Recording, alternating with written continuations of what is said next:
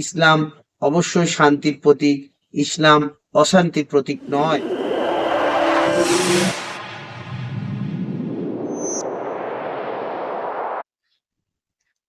আসসালামু আলাইকুম ও রহমতুল্লাহ বারাকাতু।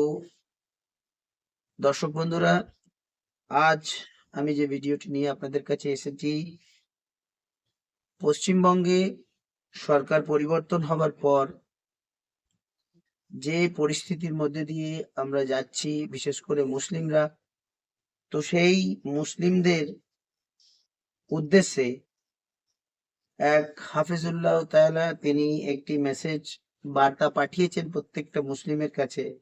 তো সেই বার্তাটি আমি পড়ে আপনাদেরকে শোনাচ্ছি। সত্যি খুব দারুণ ব্যাপার, সত্যি খুব উপকারী প্রত্যেকটা মুসলিমদের জন্য।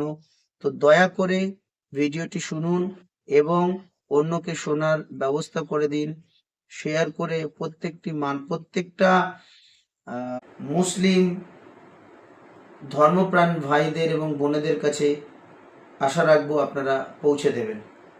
তো লিখছেন, পশ্চিমবঙ্গের মুসলিমদের জন্য একটি গুরুত্বপূর্ণ নসিহত বার্তা। লিখছেন, এই সময়ে একজন বিদ্ধক্ত আলেম শেখ তাজাম্মুল হক সালাফি হাফেজুল্লাহ। আসসালামু আলাইকুম। নতুন সরকার গঠিত হয়েছে, আলহামদুলিল্লাহ।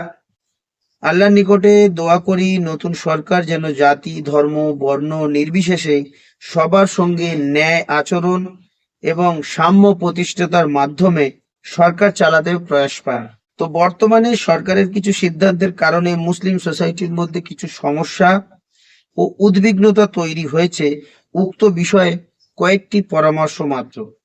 প্রসঙ্গ, গরু কোরবানি। রাখবেন যে কোরবানি করা সুন্নাতে মুআক্কেদা, এটি কোনো ফরজ ইবাদত নয়। বিধায় কোরবানি না করেও আপনি পাক্কা মুসলমান থাকতে পারেন।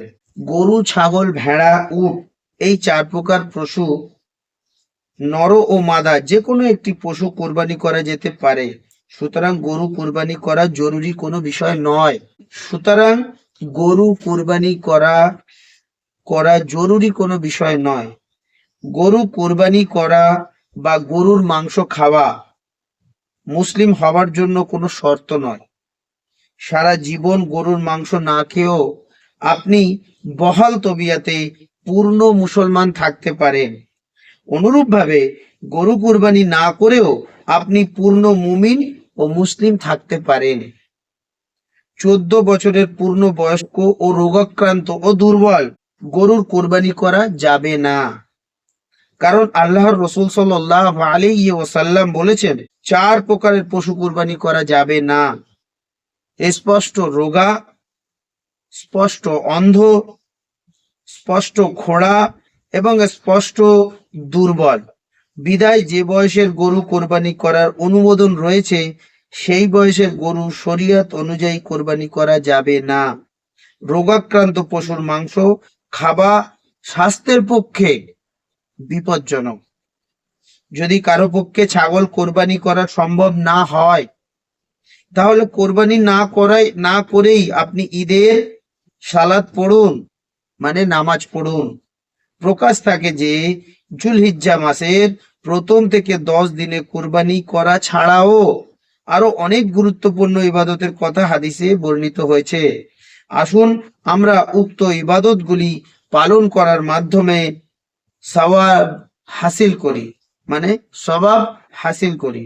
মনে রাখবেন, গরু কোরবানি করার মধ্যেই যাবতীয় কল্যাণ নিহিত আছে এমন কোনো বিষয় নেই। প্রসঙ্গ, আজান। প্রকাশ থাকে যে পশ্চিমবাংলায় হিন্দু মুসলিম ও অন্যান্য সম্প্রদায়ের লোক পাশাপাশি দীর্ঘদিন বসবাস করে আসছে। সম্প্রদায়ের নিজ ধর্মচারণ করেন। প্রত্যেকেই কোনো না কোনো ভাবে লাউডস্পিকার ব্যবহার করেন। বর্তমান সরকার উচ্চ আওয়াজ সম্পন্ন লাউডস্পিকার ব্যবহারের উপর নিষেধাজ্ঞা জারি করেছেন। পশ্চিমবাংলায় বসবাসকারী সমস্ত মুসলিমদেরকে অনুরোধ করা হচ্ছে যে আপনারা লাউডস্পিকারের শব্দ কমিয়ে দিন এবং প্রয়োজনে শুধু মুখে আজান দিন। সালাত বিশুদ্ধ হবার জন্য লাউডস্পিকারের মাধ্যমে উচ্চ আওয়াজে আজান দেওয়া জরুরি কোনো বিষয় নয়। যদি সর্বত্রই এ আইন কার্যকর হয় তাহলে আমরা অনেক ক্ষেত্রে উপকার হতে পারি। যেমন 25শে ডিসেম্বর থেকে জানুয়ারির প্রথম সপ্তাহ পর্যন্ত উচ্চ লাউডস্পিকারের আওয়াজে রাতের ঘুম হারাম হয়ে যায়। তো আমরা এবার সেই উচ্চ আওয়াজ থেকে মুক্তি পাবো ইনশাআল্লাহ। বিভিন্ন সময়ে অনুষ্ঠানকে কেন্দ্র করে সারা রাত ব্যাপী উচ্চস্বরে লাউডস্পিকারের ব্যবহারেও লাগাম পড়বে ইনশাআল্লাহ। সরকারের নিকট আবেদন, ধর্মীয় অনুষ্ঠান সরকারের নিকট অনুরোধ, যত্রতত্র ধর্মীয় অনুষ্ঠান ও অন্যান্য আচার অনুষ্ঠানে উচ্চ আওয়াজ সম্পন্ন লাউডস্পিকারের উপর নিষেধাজ্ঞাকে পুরোপুরি কার্যকর করুন। আমাদের পক্ষ থেকে পূর্ণ সমর্থন থাকবে ইনশাআল্লাহ। সুসংবাদ, আল্লাহ তাআলা বলেন, নিশ্চয়ই একটি মুশকিল বা সমস্যার পরেই কয়েকটি সমাধান বেরিয়ে আসে। আল কুরআন ইনশাআল্লাহ বর্তমান অদ্ভুত সমস্যাতেও মুসলিমদের জন্য প্রভূত কল্যাণ নিহিত আছে। আমাদের কর্তব্য হলো ধৈর্যের সঙ্গে সরকারের সিদ্ধান্তকে কার্যকর করা এবং আল্লাহ তাআলার নিকটে প্রার্থনা করা বা দোয়া করা যেন তিনি দ্রুত আমাদের জন্য নিহিত কল্যাণ সমূহের দ্বার উন্মুক্ত করে দেন। নিশ্চয়ই আল্লাহ তাআলা ধৈর্যশীলদের সঙ্গে রয়েছেন। ইন্নাল্লাহ মা'আস সাবিরিন।